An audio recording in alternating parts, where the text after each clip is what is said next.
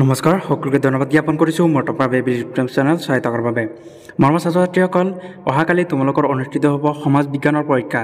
Social ছায়েন্সৰ exam তোমালোকৰ অহাকালি অনুষ্ঠিত হ'ব আৰু পৰীক্ষাত তোমালোকে কেনেকৈ লিখিব লাগিব, কি কলম ব্যৱহাৰ কৰিব লাগিব আৰু MCQৰ সমাধান কেনেকৈ কৰিবা আৰু সময় তোমালোকে কেনেকৈ বচাবা।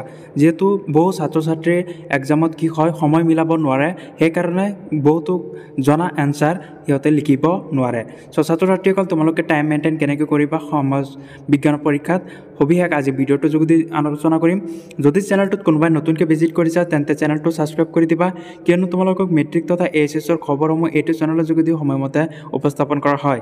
ছাত্ৰ ছাত্ৰীসকল, প্ৰথমতে তোমালোকে কাইলৈ এক্সামটোত পৰীক্ষাত কেনেকৈ লিখিব লাগিব, তোমালোকে প্ৰথমটো টাইমত গুৰুত্ব দিবা, টাইম মেইনটেইনৰ ওপৰত গুৰুত্ব দিবা যে যিখিনি MCQ এইখিনি কম সময়ৰ ভিতৰতে তোমালোকে কেনেকৈ সমাধান কৰিবা এইটো জানাই। প্ৰথমটো কুৱেশ্যনটো তোমালোকে ভালকৈ চাই ডাইৰেক্ট তোমালোকে যদি জনা আছে ডাইৰেক্ট তোমালোকে মেনশ্যন কৰি মাৰ্ক কৰি তোমালোকে দি দিবা, যেনেকৈ পাৰা সময় মেইনটেইন কৰিবা। নেক্সট কথাটো হ'ল তোমালোকে ব্লেক বা ব্লু পেন ইউজ কৰিবা এক্সামত।